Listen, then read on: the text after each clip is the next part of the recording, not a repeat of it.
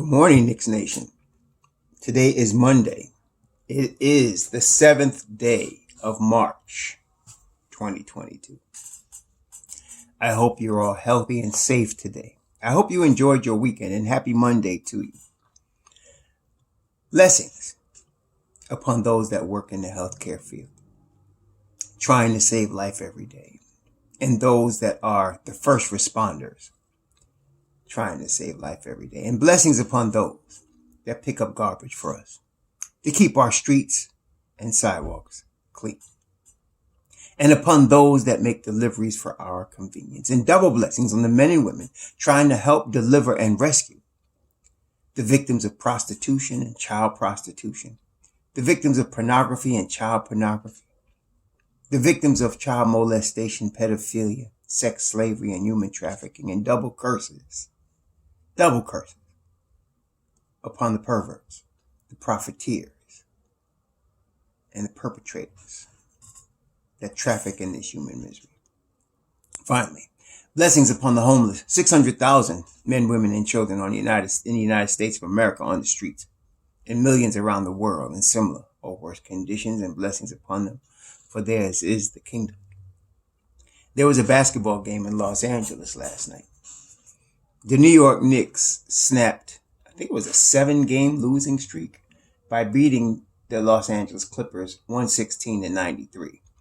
I was going to do, another college draft thing today. We'll probably do that tomorrow because this was significant. And before I continue, I want to say this. We've been saying it all year. Really. We have the talent to beat anybody in the NBA. The Knicks have the talent to beat anybody in the NBA on any given night. The issue is the coach's rotations. So last night, Thibodeau finally discovered that he has a new Mobb Deep.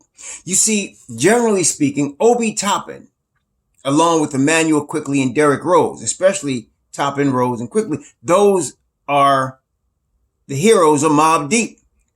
And you add Burks to that, and they have shown they have been a dynamic unit. Oftentimes pulling games out for the Knicks or bringing them back from the brink. And what generally happens, which also happened last night, the starters start to falter, especially in the third quarter. And Thibodeau keeps them in too long. He always does it. And so sometimes he keeps them in so long that they lose a lead. But last night, he did keep them in too long. But then he put in the new version of Mobb Deep. And he discovered what we already know. You see, he went 9 deep last night. And he played Deuce McBride 18 minutes. Now, of all of the 9, he got the least of the minutes at 18 minutes. He only scored 3 points. This reminds me, you see, of the game he played against Houston and then the game previous to that. I think it was against Detroit in December. He's plus 27. RJ Barrett was plus 36. That tells you the impact he had on the game. Sometimes the plus minus doesn't matter, but this time it does. Because when he stepped on the court, and it was him, Quickley, Reddish, Sims. And then I think they kept interjecting, like they put Barrett in there sometimes, or Burks.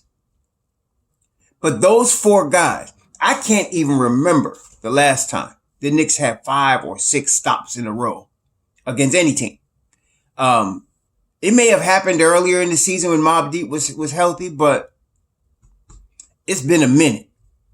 And them cats, and this is not what I also liked about this. Why? One of the reasons, number one reason, or second reason, aside from Thibodeau discovering he has a bench, but the second reason that this was significant, it's different if you get a team that's tired and they're missing wide open shots that they would normally hit.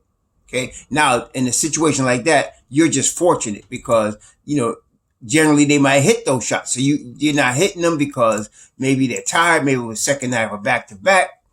But this was a Clipper team that I think was 8-2 in this last 10 and had won about 5 straight. And when Mobb Deep came in there, they were up in the grill of the Clippers. Like people were saying, like, they're going, Reggie Jackson is a career Knick killer. When he was on Detroit, he was a Knick killer. He has won games against us, bringing his team back by knocking down crazy threes before. But last night, he caught the wrong card in the deck. He caught the Deuce card. He was reading that hand and weeping. Because, boy, Deuce was up in his grill. Okay? And it wasn't they were just missing open shots. They were getting contested. They were getting out-hustled. When's the last time we could say that? They were getting out-hustled by the New York Knicks. And the starters did good. You know, the starters have been pretty good in the first, second quarters recently. Our problem, as you all are very well aware, we get 20-point leads and lose them. Like, nobody's worried about getting a 20-point lead against the Knicks because we're going to come back. And they did. Even with scrubs, even with unknown players, even with rookies. Friday night, it was Cam Johnson. You know, and I'm just saying Cam Johnson, no scrub, but he's off the bench. They missing Chris Paul. You know, they missing Devin Booker. And they come back and he gets 38. But last night, Tom puts in the defensive crushers right there. And I haven't seen that Knicks defense since last year. I haven't seen it. It was, like I said, it wasn't, they were just missing shots they would normally hit. They were getting contested. They had people up in their grill. The Knicks were hustling. That's what's significant. Also, because of the things I mentioned, they hold them to 93 points. The Knicks hold them to 93. That's Knicks defense. That's Knicks defense right there. That's Tom Thibodeau defense. And the only reason he hasn't been getting it is because he ain't been playing the right guys. Well, finally last night, hopefully he figured it out. Now, he's going to have some decisions to make. He's going to have some decisions to make still because, you know, when Grimes come back, Grimes got to play. You know, Obi got to play. I don't know what he's going to do. But, man, I was very happy with that defense last night. And then, of course, what really, to me, okay, so I mentioned everything is really surrounding the defense and the bench. So I mentioned Thibodeau discovering he had a bench. I mentioned the defense really locking them down. Okay. So now the Knicks have played, 64 games, 18 games to go. And this could change things. It depends on the decisions this man makes, because that's really what it depends on. It really does depend on that. So last night in the third quarter, I think you noticed, here they come. The Clippers started hitting shots on the first unit. You know, they started doing work on the first unit. Okay, they were, you know, doing what we normally see happen.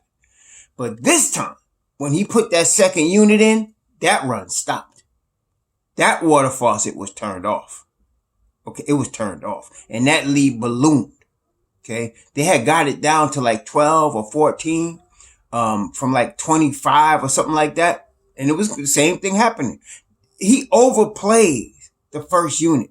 And they don't have the energy to hold the lead. That's been happening. I don't know why. He doesn't, you know, he just keep pushing the insanity. But last night when he put the second unit in there, and just like you, I'm sure you were saying what I was saying, he better not sub them out. He better not sub them out. I was saying it. If this fool subs out these guys now, he needs to be fired before he even gets to the locker room. Well, what also helped him last night is Ty Lue threw in the towel. So Ty Lue emptied his bench. And that helped Thibodeau make his decision. You know, so once Ty Lue emptied his bench and realized, okay, this game is over, then that stopped Tibbs from trying to bring the starters back in to allow the Clippers to get back in the game. Did you hear Mark Jackson, though? Mark Jackson said something significant last night. He said the Knicks got some really hungry young kids. And Um, he got some really hungry young kids, and he said the Knicks got decisions to make. What vets they got to let go. He said these guys, lean a lot on these vets, but he got some really good young kids, and he got to decide what young kids to keep and who to let go.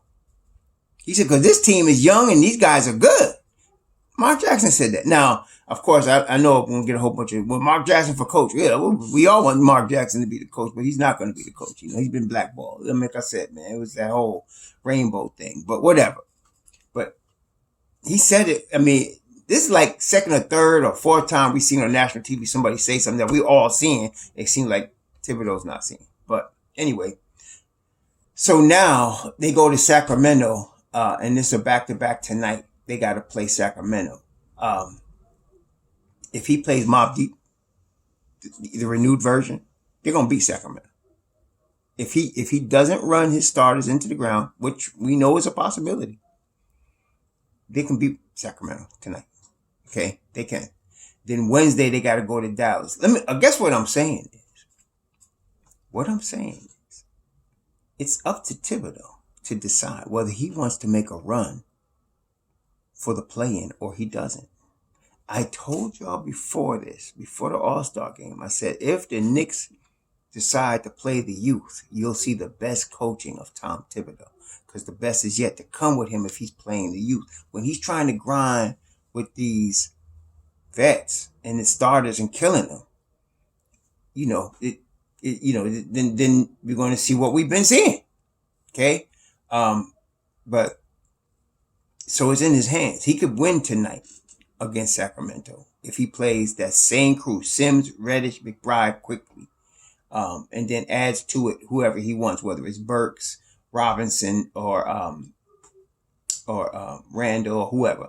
The strongest one last night was Robinson with Sims, Reddish, McBride, and quickly. That unit right there, he could start them, and they would win games for him. That's really a strong unit.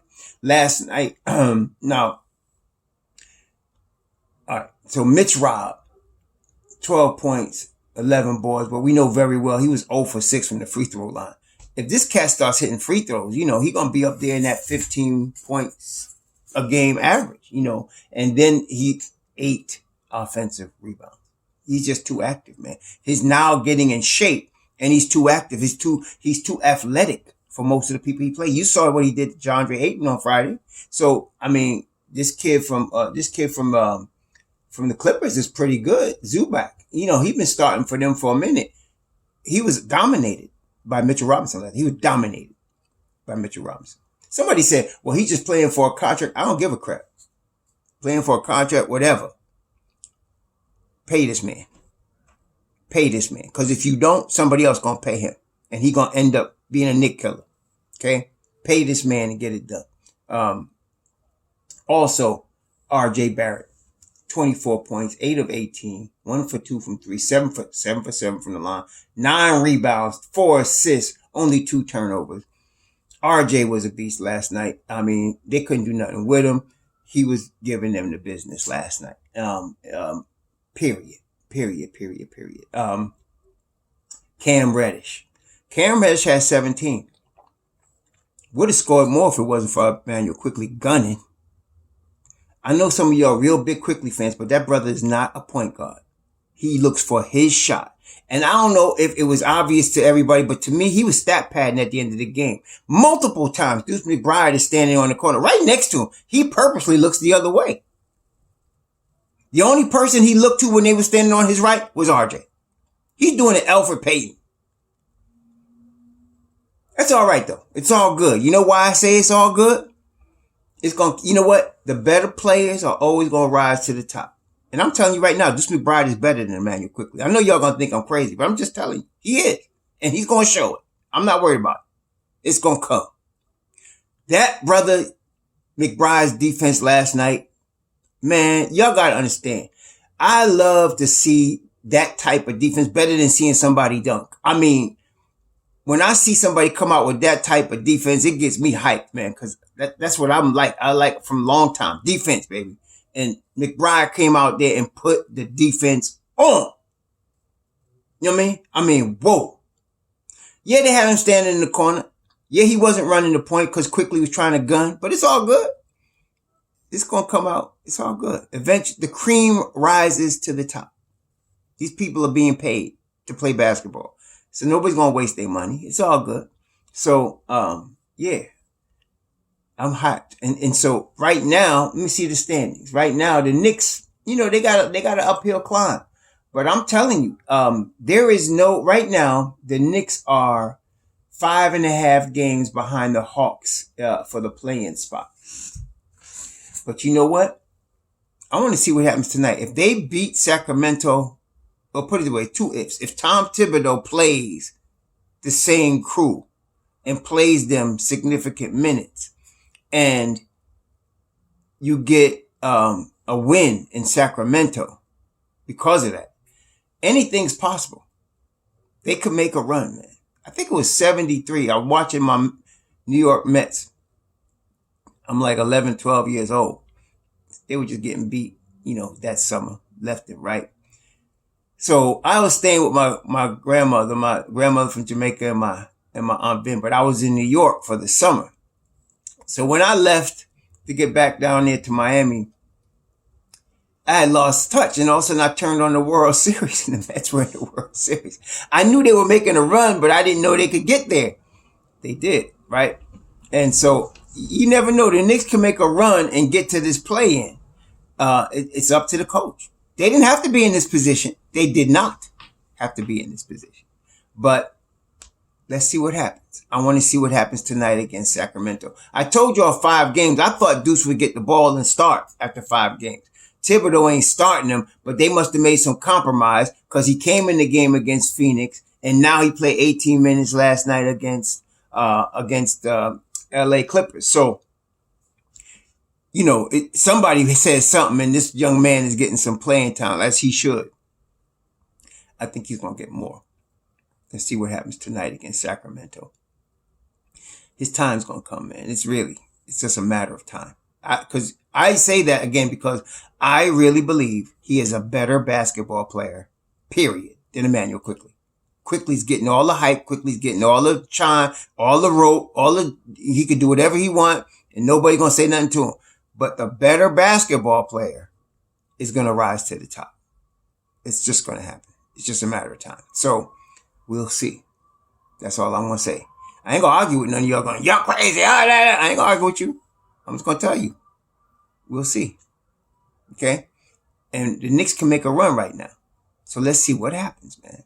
This is good.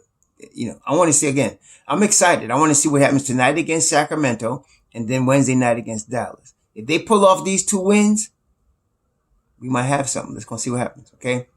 We'll talk about the next draft pick.